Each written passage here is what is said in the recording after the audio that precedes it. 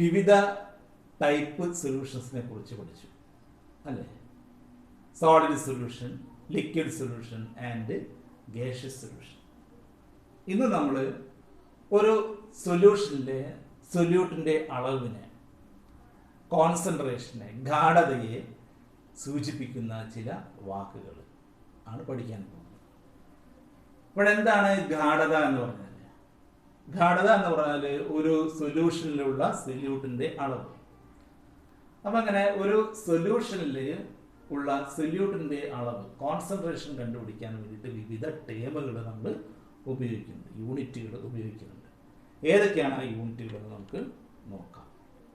Okay, അപ്പോൾ അതിൽ ഒന്നാമതായിട്ട് പറയുന്നത് മാസ് പെർസെൻറ്റേജ് ആണ്. What is mass percentage? അതായത് മാസിൻ്റെ പെർസെൻറ്റേജ് നമുക്ക് വിശദമായിട്ട് പിന്നീട് ചർച്ച ചെയ്യാം. അതേപോലെ വോളിയം പെർസെൻറ്റേജ്, അടുത്തൊന്ന് mass by volume percentage, parts per million അല്ലെങ്കിൽ ppm, മോൾ ഫ്രാക്ഷൻ, മൊളാരിറ്റി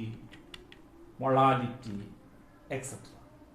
അപ്പോൾ ഇത്രയും ടേമുകളാണ് നമുക്ക് പഠിക്കാനുള്ളത്. മാസ് പെർസെൻറ്റേജ് ഉണ്ട്, വോളിയം പെർസെൻറ്റേജ് ഉണ്ട്, മാസ് ബൈ വോളിയം പെർസെൻറ്റേജ് ഉണ്ട്, പാർട്സ് പെർ മില്യൺ ഉണ്ട്, മോൾ ഫ്രാക്ഷൻ ഉണ്ട്, മൊളാരിറ്റി ഉണ്ട് അല്ലേ? നമുക്ക് ഓരോന്നും വിശദമായിട്ട് നോക്കാം. അപ്പോൾ അതിനു മുന്നേ ഒരു സൊല്യൂഷനിൽ സൊല്യൂട്ടിൻ്റെ അളവ്, പല അളവുകളുണ്ട് അല്ലേ? അതിൻ്റെ വെയിറ്റ് ഉണ്ട്, അതിൻ്റെ വോളിയം ഉണ്ട്, അതിൻ്റെ മോളിക്കുലർ മാസ് ഉണ്ട്, അങ്ങനെ പല കാര്യങ്ങളുണ്ട്. അപ്പോൾ ഒരു ബൈനറി സൊല്യൂഷനെ നമ്മൾ എ ബി എന്ന രീതിയിലാണ് റെപ്രസെന്റ് ചെയ്യുന്നത്. എ എന്ന് പറയുന്നത് സോൾവെന്റും ബി എന്ന് പറയുന്നത് സൊല്യൂട്ടും ആണ് അല്ലേ? അപ്പോൾ അങ്ങനെയാണെങ്കിൽ WA എന്ന് പറയുന്നത് സോൾവെന്റിന്റെ weight or mass, WB mass of solute, VA എന്ന് പറയുന്നത് വോളിയം ഓഫ് സോൾവെന്റ്, VB എന്ന് പറയുന്നത് volume of solute, and molecular mass of solute is MB. അപ്പോൾ B എന്ന് പറയുന്നത് എല്ലാം എന്തായിരിക്കും? സൊല്യൂട്ട് ആയിരിക്കും. A എന്ന് പറയുന്നത് എല്ലാം എന്തായിരിക്കും? സോൾവെന്റ് ആയിരിക്കും. അപ്പോൾ ഈ ഒരു ടേമുകൾ നമുക്ക് വളരെ അത്യാവശ്യം ആണ് ഈ കോൺസെൻട്രേഷൻ പഠിക്കാൻ വേണ്ടിയിട്ട്. ഓക്കെ, അപ്പോൾ നമുക്ക് ആദ്യത്തെ കോൺസെൻട്രേഷൻ ടേമിലേക്ക് പോവാം. Mass percentage. എന്താണ് മാസ് പെർസെൻറ്റേജ് എന്ന് പറഞ്ഞാൽ? മാസ് പെർസെൻറ്റേജ് എന്ന് പറഞ്ഞാൽ ടോട്ടൽ മാസ് ഓഫ് സൊല്യൂഷൻ. ഒരു സൊല്യൂഷൻ്റെ ആകെ മാസിൽ എത്ര ഭാഗം മാസ് സൊല്യൂട്ട് ഉണ്ട്, അതാണ് മാസ് പെർസെൻറ്റേജിനെ പറ്റി പറയുന്നത്. അപ്പോൾ mass percentage of a solute is equal to mass of a solute divided by total mass of solution into 100. That is equal to WB divided by WA plus WB into 100. Okay, ഇതുമായി ബന്ധപ്പെട്ട ഒരു ചെറിയ problem നമുക്ക് ചെയ്ത് നോക്കാം. 50 gram glucose dissolved in 200 gram water. Calculate the mass percentage of glucose. 50 gram glucose 200 gram വെള്ളത്തിൽ dissolve ചെയ്തിട്ടുണ്ട്. അങ്ങനെയാണെങ്കിൽ അതിൻ്റെ മാസ് പെർസെൻറ്റേജ് കാൽക്കുലേറ്റ് ചെയ്യാം അല്ലേ? അപ്പോൾ നമുക്കതിൻ്റെ ഇക്വേഷൻ നമുക്ക് എന്തൊക്കെയാണ് തന്നിരിക്കുന്നത്? WA അതായത് സോൾവെന്റിന്റെ മാസ് 200 ഗ്രാം തന്നിട്ടുണ്ട്, WB സൊല്യൂട്ടിന്റെ മാസ് 50 ഗ്രാം തന്നിട്ടുണ്ട്. മാസ് പെർസെൻറ്റേജ് കണ്ടെത്താനുള്ള ഇക്വേഷൻ നമുക്കറിയാം. WB divided by WA plus WB into 100. That is equal to 50 divided by 50 plus 200 into 100 equal to 20%. Okay, അപ്പോൾ 20% ഗ്ലൂക്കോസ് സൊല്യൂഷൻ ആണ് അത്. ഓക്കെ, അപ്പോൾ വളരെ ഇമ്പോർട്ടൻ്റ് ആയിട്ടുള്ള ഒരു യൂണിറ്റ് കോൺസെൻട്രേഷൻ കണ്ടുപിടിക്കാനുള്ള ടൈമാണ് മാസ് പെർസെൻറ്റേജ്. നമുക്ക് അടുത്ത ഭാഗത്തേക്ക് പോവാം. Volume percentage. Then what is volume percentage? Volume percentage എന്ന് പറഞ്ഞാൽ ടോട്ടൽ വോളിയം സൊല്യൂഷൻ്റെ ടോട്ടൽ വോളിയത്തിൽ എത്ര ഭാഗം വോളിയം സൊല്യൂട്ട് ഉണ്ട്, അതിനാണ് നമ്മൾ വോളിയം പെർസെൻറ്റേജ് എന്ന് പറയുന്നത്. Then volume percentage of a component is equal to volume of the component divided by total volume of the solution into 100. Okay. അപ്പോൾ അതായത് വോളിയം ഓഫ് സോൾവെന്റ് എന്ന് പറഞ്ഞാൽ V B divided by V A plus V B into 100. അപ്പോൾ നമുക്ക് volume percentage കിട്ടും. Okay, നമുക്ക് ഒരു ചെറിയ problem. 50 ml alcohol dissolved in 200 ml water. Calculate the volume percentage of alcohol. 50 ml alcohol 200 ml വെള്ളത്തിൽ ലയിപ്പിച്ചാൽ അതിൻ്റെ വോളിയം പെർസെൻറ്റേജ് എത്രയായിരിക്കും? Volume percentage of alcohol is equal to V B divided by VA plus VB into 100. That is equal to 50 divided by 200 plus 50 into 100. That is equal to 20.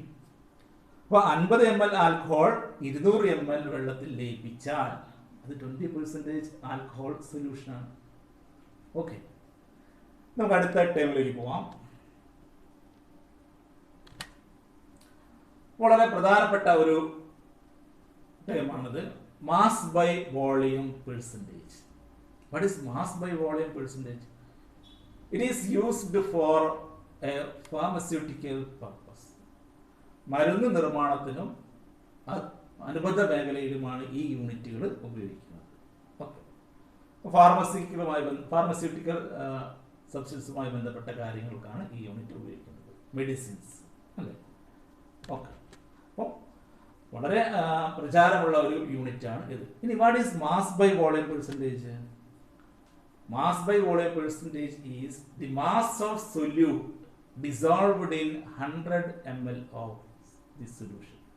100 ml സൊല്യൂഷനിൽ എത്ര mass solute ഉണ്ട്, അതാണ് mass പെർസെൻറ്റേജിനെ കൊണ്ട് ഉദ്ദേശിക്കുന്നത്. Then mass by volume percentage is equal to mass of the component in solution divided by total volume of the solution into 100.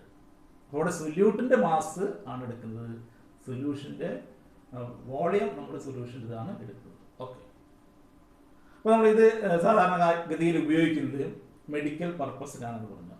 ഒരു ചെറിയൊരു മരുന്നിൻ്റെ ബോട്ടിൽ നമുക്ക് നോക്കാം. അപ്പോൾ അത് ക്ലിയർ വാക്സ് എന്ന് പറയുന്ന ഒരു ഇയർ ഡ്രോപ്പ്. ആ ഇയർ ഡ്രോപ്പിൽ ഡിഫറെൻറ്റ് കണ്ടൻസ്, വ്യത്യസ്ത രീതിയിലുള്ള ഘടകങ്ങളുണ്ട്, കോമ്പണൻസ് ഉണ്ട് അല്ലേ? അപ്പോൾ അതൊന്ന് ഞാൻ വായിക്കാം. പാരാഡൈക്ലോറോബെൻസീൻ 2% W/V. അപ്പോൾ പാരാഡൈക്ലോറോബെൻസീൻ 2% W/V. അതായത് 100 ml ഈ സൊല്യൂഷൻ നമ്മൾ എടുക്കുകയാണെങ്കിൽ അതിലെന്താണ് 2 ഗ്രാം എന്തായിരിക്കും നമ്മുടെ പാരാഡൈക്ലോറോബെൻസീൻ എന്ന് പറയുന്ന സബ്സ്റ്റൻസ് ആയിരിക്കും. ഓക്കെ, ക്ലിയർ ആവുന്നില്ലേ? ഇനി നമുക്ക് അടുത്ത ഒരു ഭാഗത്തേക്ക് പോവാം. Parts per million. ഇപ്പോൾ നിങ്ങൾക്ക് പരിചിതമില്ലാത്ത, എന്നാൽ നിങ്ങൾ പത്രങ്ങളിലും ദൃശ്യമാധ്യമങ്ങളിലും കേട്ടും കണ്ടും പരിചയമുള്ളതാണെന്ത്? Parts per million. Parts per million is used to estimate trace amount of solute per particle. അപ്പോൾ വളരെ ചെറിയ അളവിലുള്ള സൊല്യൂട്ടിനെ എസ്റ്റിമേറ്റ് ചെയ്യാൻ വേണ്ടിയിട്ട്, അല്ലെങ്കിൽ അതിൻ്റെ കോൺസെൻട്രേഷൻ കണ്ടുപിടിക്കാൻ വേണ്ടിയിട്ട് ഉപയോഗിക്കുന്ന യൂണിറ്റാണ് parts per million or PPM. അപ്പോൾ PPM രണ്ട് രീതിയിൽ എടുക്കാറുണ്ട്. PPM by mass and PPM by volume. Okay, when a solute is present in trace quantities, it is convenient to express concentration in parts per million or ppm. അപ്പോൾ സാധാരണഗതിയിൽ ഇത് മലിനീകരണവുമായി ബന്ധപ്പെട്ട, പൊല്യൂഷനുമായി ബന്ധപ്പെട്ട കാര്യങ്ങൾക്കാണ് ppm ഉപയോഗിക്കാറുള്ളത് അല്ലേ? അന്തരീക്ഷ വായുവിലെ ഏതെങ്കിലും ഒരു പൊല്യൂട്ടൻ്റ് ആയിട്ടുള്ള വാതകത്തിൻ്റെ അളവ്, അല്ലെങ്കിൽ ജലത്തിലുള്ള ഏതെങ്കിലും ഒരു ഹെവി മെറ്റലിൻ്റെ അളവ്, അതൊക്കെ PPM ആണ്. മെർക്കുറിയുടെ അളവ് PPM, പാർട്സ് പെർ മില്യൺ. ഫ്ലൂറൈഡിൻ്റെ അളവ് PPM-ലാണ് നമ്മൾ പറയാറ്. PPM by mass or PPM by volume. ഇവിടെ എന്താണ് PPM എന്ന് നോക്കാം. It is the mass of solute present in 1 million, that is 10⁻⁶ parts by mass or volume of the solution. അതായത് ഒരു മില്യൺ പാർട്സ്, സൊല്യൂഷനെ 1 million പാർട്സ് ആക്കി മാറ്റിയാൽ അതിൽ എത്ര ഭാഗം സൊല്യൂട്ടിന്റെ അളവുണ്ട്. അപ്പൊ ദശലക്ഷത്തിൽ എത്ര ഭാഗമാണ് സൊല്യൂട്ടിന്റെ അളവ്? അതാണ് പാർട്സ് പെർ മില്യൺ എന്നതുകൊണ്ട് ഉദ്ദേശിക്കുന്നത്. അപ്പൊ PPM by mass is equal to mass of solute divided by mass of solution into 10⁻⁶. അല്ലെങ്കിൽ PPM by volume is equal to volume of solute divided by volume of solution into 10⁻⁶. അപ്പോൾ ഇതിൽ രണ്ടിലും ഏതെങ്കിലും ഉപയോഗിക്കാവുന്നതാണ്, by mass or by volume. Okay, ഇതുമായി ബന്ധപ്പെട്ട ഒരു ചെറിയ പ്രോബ്ലം ചെയ്ത് നോക്കാം. A liter of sea water which weighs 1013 gram contains about 6 into 10⁻³ gram of dissolved oxygen. Calculate the parts per million of oxygen.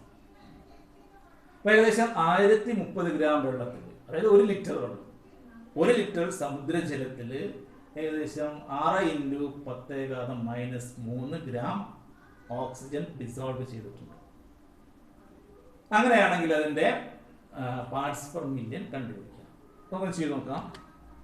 PPM by mass is equal to mass of solute divided by mass of solution into 10⁻⁶. That is equal to 6 into 10⁻³ divided by 1030 into 10⁻⁶. That is equal to 5.8 ppm. The concentration of oxygen in sea water is equal to 5.8 ppm. Okay.